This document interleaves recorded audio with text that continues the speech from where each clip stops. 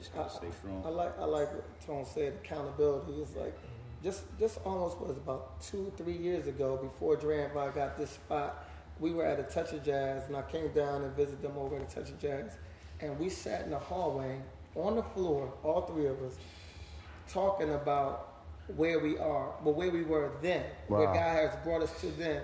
And then we asked the number one question, and we all came up with the same answer. Everything, when we were working at Touch of Jazz, we asked God for, did we receive it? Wow. And we have. It's real rap. Wow. Every single thing that we all sat together and said we wanted to do, mind you, this is not of ourselves. Nothing that we do is of us. It's all of God. All of the things that we said we wanted to do, God gave us a passageway to make it done. Yeah. Right. I mean, everything. Everything. Yeah.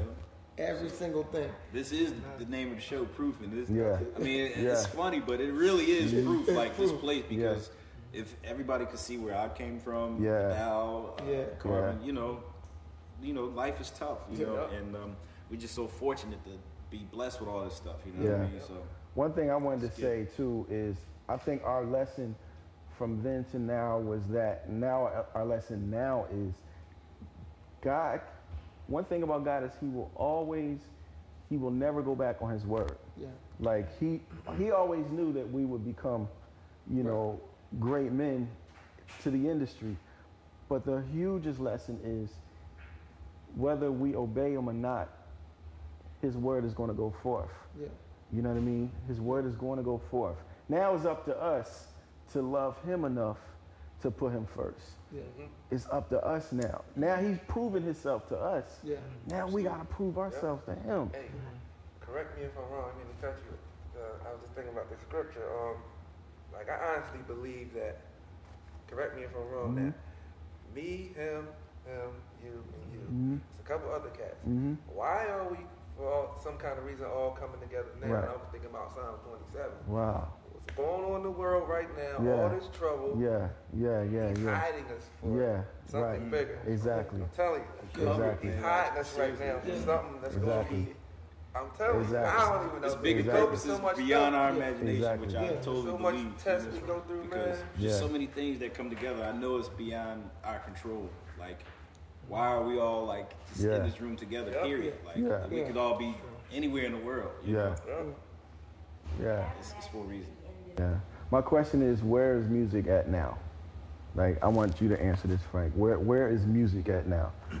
I think, personally, music right now, as far as, and I'm speaking from the aspect of, you know, the youngins and the teenagers and everyone like that, everyone is pretty much caught up. It's a phase. Every year it's a new phase, a new style of music, a fad, you know, and everybody's caught up in the, you know, we're still in the shoot 'em up, bang bang, you know, degrading our women, you know, a certain type of way where we make it appealing to the kids now. So the kids are kind of following after the same way. But as I said before, it's a fad, it's a phase, so it's gonna have to change. It's gonna have to die out, and something new will come in. Right. And by these fellows, by their prophecy, and definitely what has been ordained on their mind by Christ, of course, will definitely, I believe that would be the new wave that will be brought in.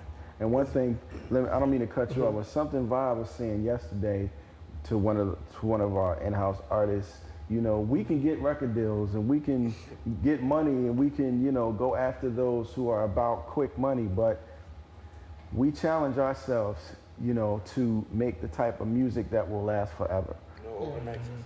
We don't want to just blow up, you know. See, our thing is we want to maintain our integrity of like the music and who we are. You know?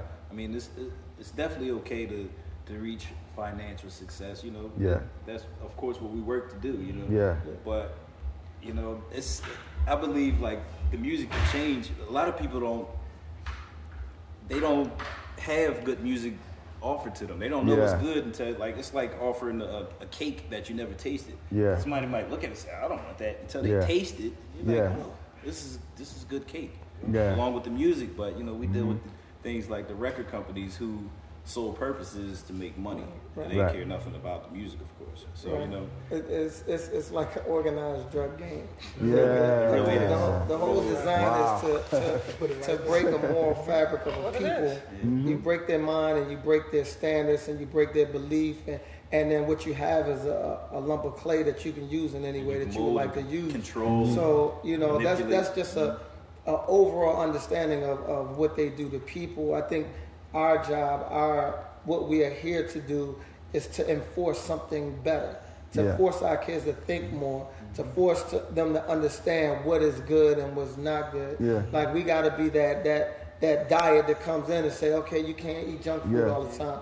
Get some vegetables in your system. You need to be fortified. Yeah. And at this point, we all need to be sanctified. Yeah. So the more they see Christian brothers and they see that being with Christ is a cool thing. And this is where we find our problem, because when people think of Christians, they think it's corny. Yeah. They think it's phony or whatever. They don't get the total true persona of the people who are behind it. Yeah. But when they take and they see a person like Dre, like Vidal, like you, like me, like Tone, then they say, wait, whoa.